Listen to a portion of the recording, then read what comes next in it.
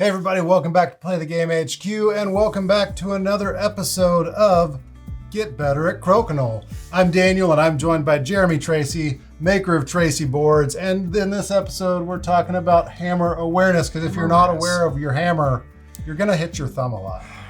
That's awesome. That is so true. You could call it, you just want me to jump right into this now? Just keep going. Just ignore that dad joke and I can give you a fit. That was pretty Thank you. good. That was pretty I thought you'd like that. Yeah. So hammer awareness, what is hammer awareness? Well, first off, hammer is the term that we use to mean who has the last shot. Okay. Typically, having last shot is an advantage. Mm-hmm. And what you choose to do during your round will be partially determined by who has the hammer. If you're actually thinking through your shots and playing strategically. Yes. And the number of times that I see rounds won and lost because somebody lost track of whose hammer it is, it's startling.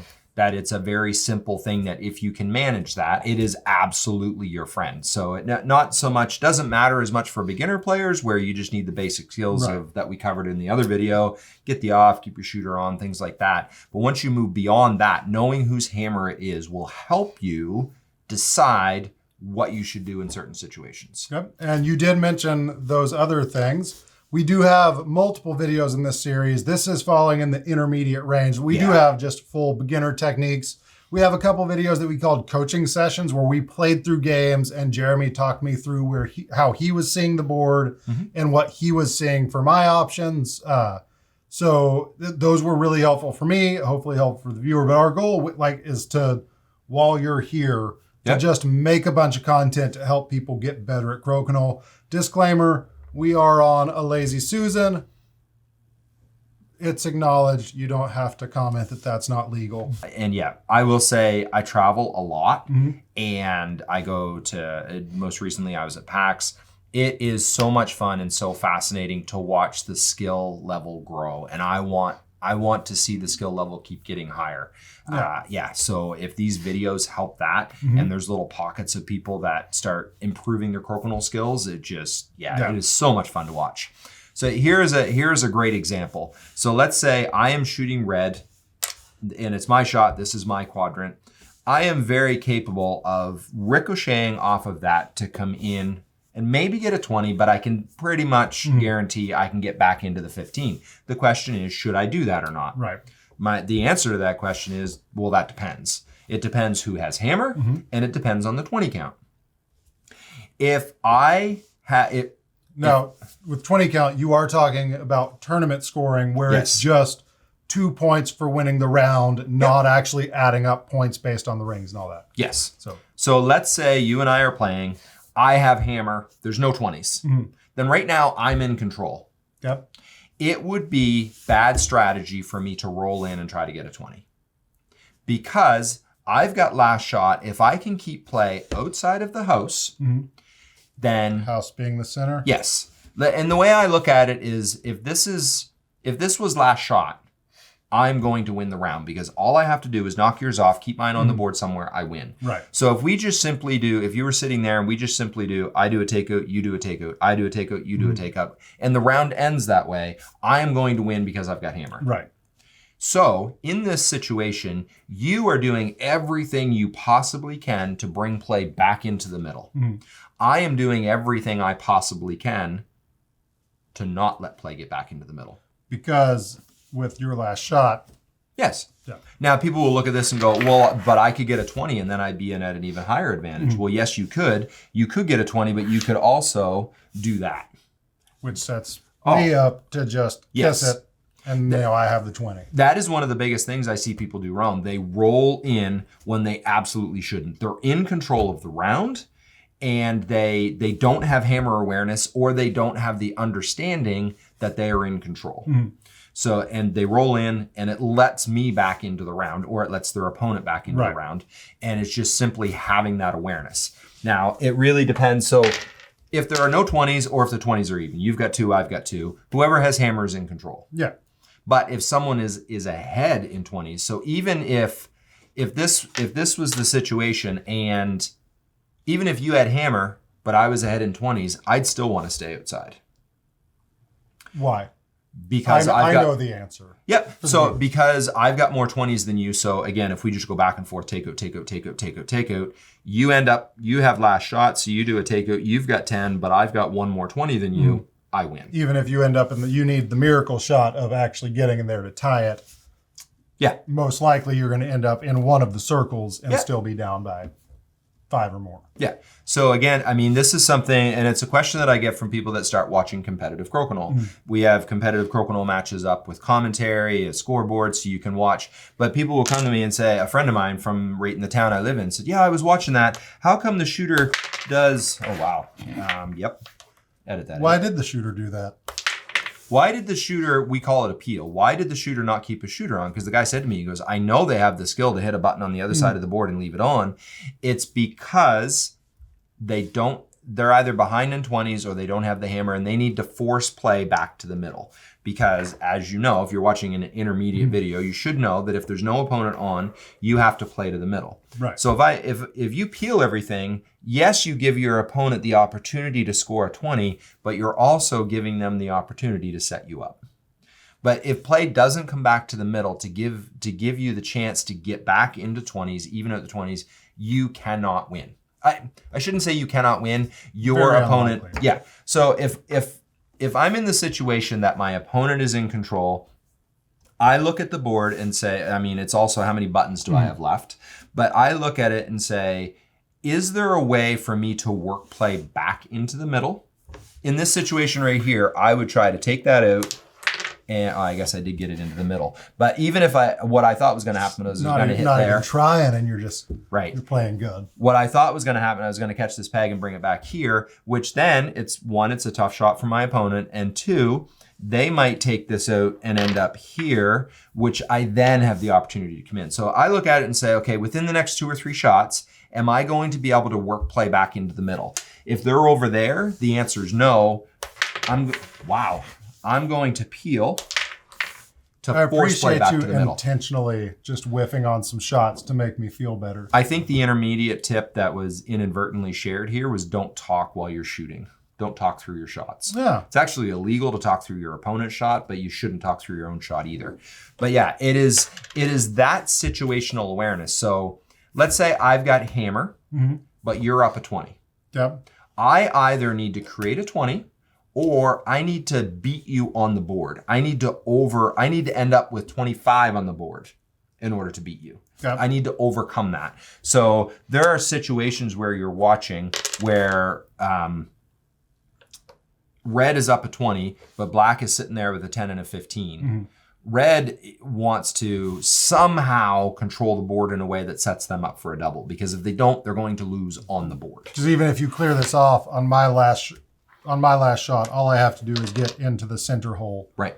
Even if I avoid a 20 intentionally like that. Yep. So here's one. I'm actually going to throw in a little gold nugget that I wasn't planning on showing here.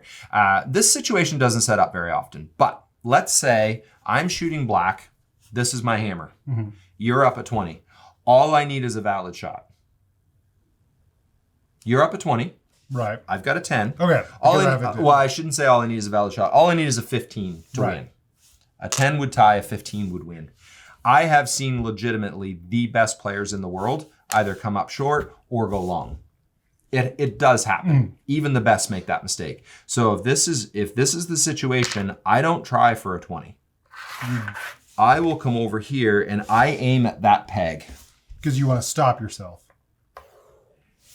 And I hit a little harder than I normally would, because even if I overhit, I should stay in the middle, because I've seen it. And I've seen past world champions that come up short or go long. So if it, let's say, kind of continuing on that, if it is second last shot of the game, and we're tied in 20s, you have the hammer. You're sitting over there, you've got hammer. I could hit and stick. I've almost never seen a good player miss a button right in front of themselves. But I have seen a good player miss an open 20 and make an invalid shot. So if this is second last shot, you've got last shot, I am going to peel everything, because there's way more chance of you making an invalid shot there than if a button's sitting right in front of you. But would they not end up with 15 from that versus hitting that and ending up with. But if we're tied in 20s, you only have to beat me on the board. The board is all that matters. Neither one of us has a 20. We both got two 20s. Doesn't matter. We're tied in 20s. If I hit and stick there, all you have to do is hit and stick on a button right in front of yourself. Okay. Even the worst, even some of the weakest players in the world are going to hit that shot. I would rather peel everything, because then on your last shot, you have to make a valid shot, which you could miss. So not miss and fly off the board, but miss and overshoot a little bit. Yep. Because if nothing else is on the board, okay, I got it. Yep. So if that's on the board, all you have to do is make contact and clear it and end up somewhere on the board. With nothing on the board, you have to get in the center spot. And there's a better chance of overshooting, undershooting, something happening. You hit a bumper by accident and ending up clearing the board, and then we tie. Okay, got it. That took a little bit of... I still remember when I first started playing competitively and I went to the St. Jacobs Club, fantastic Crokinole club. John Conrad was there. I mean, he's like the OG of incredible player. He's won the worlds in doubles and in singles. And I remember seeing him shoot right through the center and his button ended up on the far side. And I'm like, holy crap. The great and powerful John Conrad just missed. Yeah. It happens. It happens to the best players in the world. It does. So, I've done it multiple times on this, while you've been here. I mean, case in point. Yeah. I love having you here to demonstrate that even the best of the best of the best make mistakes. It helps people, be more accepting of themselves. It brings us back down to earth. It does. It does. Helps keep us grounded. Yeah. But yeah, I mean, we could talk for an hour about all the different situations that set up. I just think that the overarching thing here on this tip is knowing who has hammer, who's in control, and what needs to happen in order for you to win that round. Right.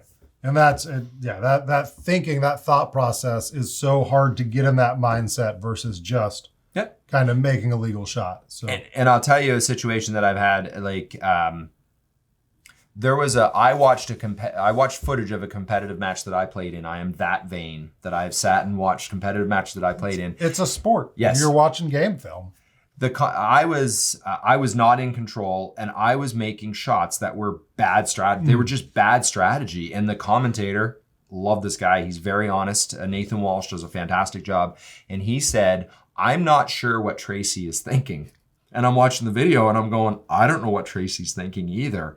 And then at some point I saw the penny drop when I went, oh crap, it's his hammer, not mine. And I peeled. But until then I was just doing takeout. I'm wondering why my opponent's not peeling. But it was because I was not following the very tip that I'm talking about in this video. I lost track of whose hammer it was. Yeah. And one of the things I love about doubles is that there's no coaching in Crokinole. So if I'm watching a Crokinole tournament, I can't come up and go, no, Daniel, don't do that. Do this instead. That's illegal. But if you and I are partners, hopefully someday, absolutely, we can table talk. So if you're sitting there, you will hear your opponents talking about strategy. The number of times I've sat there and heard my opponents talk about strategy and I go, ooh, they are wrong about whose hammer it is. And that is why just keep it to yourself. They end up losing that round. I can't even say we win that round. They lose that round because they have lost track of it. They understand strategy. They just forgot whose hammer it is. I ain't going to tell them. I'm nice. I'm not, but I'm competitive. Right. And that is a skill. Keeping track of whose hammer it is, that awareness is a skill. Having that skill and using it will help you win more Crokinole rounds. Yeah. So hopefully this has been helpful to you. I know these conversations have been super helpful to me. Still don't think I'm going to be competitive when we actually record a couple of actual playthroughs later. But, the best in the world can't win every game. So, yep, that's what keeps the rest of us trying, Daniel. I shoot for the stars. Maybe land on the moon. Yeah, maybe land on the moon. I didn't know we were getting philosophical and motivational. Always. Okay. If board games aren't philosophy. I don't know. I'm stumped. Is this another dad joke? Do you have an answer, or was it a... No. Okay. No, I don't. Thank you so much for watching. Hopefully this was helpful. If you have any questions, leave them in the comments. We'll direct them to Jeremy so you can get an actual correct answer. And again, we are doing a whole series of these videos. We're talking about board control, legal hiding, other things. Yeah. We have a list. It's under the table, but I would never take time on camera to look under the table at the list. That would be so unprofessional. amateur. You're so amateur. So thank you so much for watching. We'll see you next time. Bye.